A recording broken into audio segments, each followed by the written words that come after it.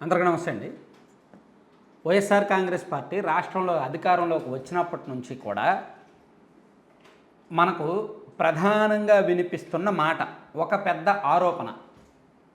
CM Jaganmohan Reddy గారి సొంత జిల్లా నుంచి కొంతమంది మనుషులు రాష్ట్రంలోని ఇతర జిల్లాల్లో పాగా వేసి ఇతర ప్రాంతాల్లో భూ ఆక్రమణలు చేస్తున్నారు, భూ కబ్జాలు చేస్తున్నారు అనేది ఒక పెద్ద ఆరోపణ. ఇది మనం చాలా సందర్భాల్లో చాలా చోట్ల విన్నాం. అలాగే ఎక్కడైనా దొంగ ఓట్లు వేయించాలన్నా, ఎక్కడైనా రాజ్యాంగేతర పనులు చేయించాలన్నా సరే ఆ ప్రాంతంలోని మనుషుల్ని తీసుకొచ్చి వాడుతున్నారు అనే ఒక ఆరోపణ ఉంది. అలాగే కొంతమంది నాయకులు ప్రైవేట్ సైన్యంగా కూడా ఆ ప్రాంతంలోని నాయకులనే తీసుకొచ్చి ఆ ప్రాంతంలోని వాళ్ళనే తీసుకొచ్చి వాడుతున్నారు అనే ఒక ఆరోపణ ఉంది. ఇదంతా కూడా కేవలం ఇప్పటి వరకు రాజకీయంగా ఆరోపణ, దానికి సంబంధించి ఏమీ ఆధారాలు బయటపడలేదు. అయితే శ్రీకాకుళం జిల్లాకు చెందిన సీనియర్ మంత్రి గారు, రాష్ట్ర రాజకీయాల్లో అత్యంత సీనియర్ నాయకుడు, ప్రస్తుతం వైసీపీలో కీలక సీనియర్ మంత్రి ధర్మాన ప్రసాదరావు గారు, ఆయన చేసిన కొన్ని కామెంట్స్ సంచలనంగా మారాయి. ఒక్కసారి ఆ కామెంట్స్ వినండి, విన్న తర్వాత మాట్లాడదాం. కడప నుంచి ఎవడో వచ్చి చెప్పాడు, నేను అది సుబ్బారెడ్డిను ఈ భూమి దొబ్బేస్తాము మాకు వచ్చేస్తాడు, నీవు ఎవరిని ఇక్కడ రమ్మన్నాడు. విన్నారా? మళ్ళీ ఇంకోసారి పెడతా. కడప నుంచి ఎవడో వచ్చి చెప్పాడు, నేను అది సుబ్బారెడ్డిను ఈ భూమి దొబ్బేస్తాము మాకు వచ్చేస్తాడు, నీవు ఎవరిని ఇక్కడ రమ్మన్నాడు. శ్రీకాకుళం పెట్టి నీ అబ్బగారి బొమ్మ అనుకున్నావు, యుద్ధమెత్తాం బొమ్మ అని చెప్పాను. మన ఫ్యామిలీ సార్ ఎవరో వాళ్ళు ఎవరో కూడా నాకు తెలియదు, పార్టీయా ఏంటి నేను చూడను అంటే ఏమన్నాడు విన్నారుగా? కడప నుంచి ఎవరో వచ్చారు, మళ్ళీ పెడతా. కడప నుంచి ఎవడో వచ్చి చెప్పాడు, నేను అది సుబ్బారెడ్డిను ఈ భూమి దొబ్బేస్తాము మాకు వచ్చేస్తాడు, నీవు ఎవరిని ఇక్కడ రమ్మన్నాడు. సో కడప నుంచి ఎవరో వచ్చారు, సుబ్బారెడ్డిలో ఏదో మేము భూ దొబ్బేస్తాం అని చెప్పారంట. చెప్తే ఎవడ మీకు ఇక్కడ రమ్మన్నాడు, అసలు మీరు ఎవరు వెళ్ళిపోండి, లేకపోతే అది ఇది అని చెప్పి శ్రీకాకుళం ఏమన్నా మీ అబ్బగారి సొమ్ము అనుకున్నారా, ఇక్కడ భూములు ఏమన్నా అనుకొని వార్నింగ్ ఇచ్చి పంపించేశారంట. ఒక మంత్రి, ఒక రాష్ట్ర మంత్రి, ఆయనకి ఎదురైన అనుభవాన్ని ఆయన చెప్పుకొచ్చాడు.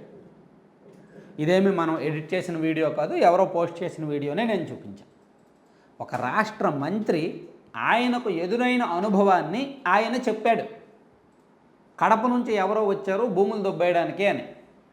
సో ఒక మంత్రి పదవిలో ఉన్నాడు కాబట్టి ఆయన వచ్చిన వాళ్ళని ఎదుర్కొన్నాడు. ఏమయ్యా ఎక్కడి నుంచి వచ్చారు మీరు, నోరు మూసుకొని వెళ్ళిపోండి, లేకపోతే మర్యాదగా ఉండదని చెప్తాడు. చెప్తే వాళ్ళు వెళ్ళిపోతారు. ఎందుకంటే ఇక్కడ ఉన్నది మంత్రి కాబట్టి, పార్టీలో కీలకమైన నాయకుడు కాబట్టి ఆయన మాట పోలీసులు వింటారు, మళ్ళీ అవతలను దోల తెచ్చేస్తారు కాబట్టి వెళ్ళిపోయారు. సరే, మంత్రి గారికే ఆ అనుభవం ఎదురైతే సాధారణమైన ప్రజలకు, సామాన్యుల పరిస్థితి ఏంటి? ఒక సామాన్యుడికి ఒక 2-3 ఎకరాల భూమి ఉంటుంది, లిటిగేషన్లో ఉంటుంది.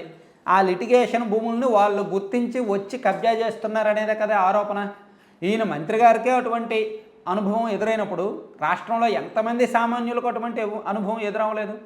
ఈయన కాబట్టి మంత్రి హోదాలో ఉన్నాడు కాబట్టి ఏమయ్యా దొబ్బేయండి, ఏ దారిలో వచ్చారో ఆ దారిలో దొబ్బేయండి, లేకపోతే బాగోదు ఉండదు అని చెప్పారు. సినిమాటిక్గా వార్నింగ్ ఇచ్చారు, వాళ్ళు వెళ్ళిపోతారు.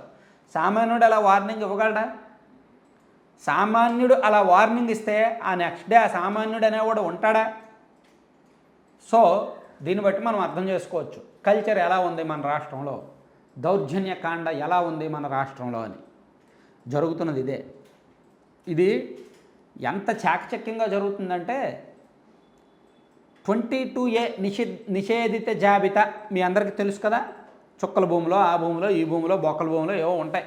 మన భూముల్లో మన దౌర్భాగ్యం కొద్దీ రెవెన్యూ వ్యవస్థలో రకరకాల రికార్డులు ఉంటాయి. చుక్కల భూములు అంటారు, పోరంబోకు భూములు అంటారు, ఏనాం భూములు అంటారు, దేవాదాయ భూములు అంటారు, గ్రామకంఠం భూములు అంటారు, చాలా రకాల భూములు ఉంటాయి. పట్టా భూములు వేరు, ప్రభుత్వ భూములు వేరు. పట్టా భూములు అంటే ప్రైవేటు పట్టాదారుడు అనేవాడు ఉంటాడు. కానీ మిగిలిన భూములు ఏవైతే ఉన్నాయో అవన్నీ కూడా ప్రభుత్వ ఆధీనంలోనే ఉన్నట్లు లెక్క. అలాగే 22A నిషేధిత జాబితాలో కొన్ని భూములు ఉంటే అవి రిజిస్ట్రేషన్ చెయ్యకూడదు, రిజిస్ట్రేషన్ చేయడానికి వీల్లేదు. సో అటువంటి భూములను నిషేధిత జాబితా నుంచి మేము బయటకు తీసుకొస్తాం. అరే బాబు, నీ భూమి 22A జాబితాలో ఉందిరా, నీ భూమి నువ్వు అమ్ముకోలేవురా. ఇప్పుడు ఏదో ఒక బక్క చిక్కని రైతు ఉంటాడు, అతనికి ఒక 2 ఎకరాల భూమి ఉంటుంది. ఆ 2 ఎకరాలు కూడా అమ్ముకొని సొమ్ము చేసుకోవాలనుకుంటాడు. 22A జాబితాలో ఉంటే ఎవరు కొనరు. ఎందుకంటే దానిలో అమ్మకూడదు, కొనకూడదు, క్రయ విక్రయాలు జరగకూడదు. సో సోకాల్డ్ మన మంత్రి గారు చెప్పిన బ్యాచ్ ఏదైతే ఆ జిల్లా ఉందో ఆ జిల్లా నుంచి ఒక బ్యాచ్ వచ్చి అరే బాబు నీకు 2 ఎకరాలు ఉంది కదా లిటిగేషన్లో ఉంది అవి మాకు అమ్మాయి మేము తీసుకుంటామని చెప్తారు. ఈయన అమ్మేస్తాడు. ఎందుకు అమ్ముతాడు? బయట వాళ్ళకి అమ్మలేడు. బయట వాళ్ళు ఎవరు కొనరు, నిషేధ జాబితాలో ఉంటాయి. కానీ వీళ్ళు కొంటారు. వీళ్ళు ఏ రేటుకు కొంటారు? ఎకరం 50 లక్షలకు ఉంటే 15 లక్షల నుంచి బేరం పెడతారు. మార్కెట్ రేటు ఎకరం 50 లక్షలు ఉందనుకోండి, 15 నుంచి బేరం పెట్టి ఒక 20కో 25కో వెళ్తారు. అంటే సగం రేటుకు భూమి వస్తుంది. లేదు ఒకవేళ అమ్మలేదు అనుకోండి, వాడికి అమ్మడం ఇష్టం లేదనుకోండి, అటువంటి వాళ్ళని కూడా బెదిరిస్తారు. నువ్వు వాళ్ళకి కావాలి అనుకుంటే అటువంటి వాళ్ళని బెదిరిస్తారు. నీ భూమి 22A ఉంది, అది బయటకు రాదు, మాకు అమ్మేస్తే మేము దాన్ని బయటకు తీసుకొచ్చి కొంటాం. ఇలా నిషేధిత జాబితాలో ఉన్న భూముల మీద బేరాలాడి ఒకవేళ సరైన భూములు ఉన్నా సరే వాటిని లిటిగేషన్లో పెట్టి భూ కబ్జా రాయుళ్ళు ఎక్కువ మంది అయిపోయారు రాష్ట్రంలో. గత 5 సంవత్సరాలుగా రాష్ట్రంలో జరుగుతున్నది అది. ఈ విధంగానే భూ కబ్జాలు ఎక్కువైపోయినాయి, లిటిగేషన్ ల్యాండ్స్ ఎక్కువైపోయాయి. ముఖ్యంగా వైజాగ్ లాంటి ప్రాంతంలో, పర్టికులర్గా వైజాగ్ లాంటి ప్రాంతంలో, ఉత్తరాంధ్ర లాంటి ప్రాంతంలో ఎక్కువైపోయినాయి. ఉత్తరాంధ్రలో ఒక బ్యాచ్ వాలిపోయింది. వందలాది మంది ఉన్నారు దాని బాధితులు, వందలాది మంది, ఇంకా వేలాది మంది ఉండొచ్చు, నాకు తెలిసి వందలాది మంది ఉన్నారు. మన సబ్స్క్రైబర్సే నాకు చాలామంది మెసేజ్లు పెడతా ఉంటారు, నా ల్యాండ్ ఎలా అయింది, నా ల్యాండ్ ఎలా అయింది అని. సో ఒక మంత్రి గారు నేరుగా చెప్పారు ఆయన అనుభవాన్ని. ఇంకా ఎంతమంది ఉంటారో చూసుకోండి. Thank you.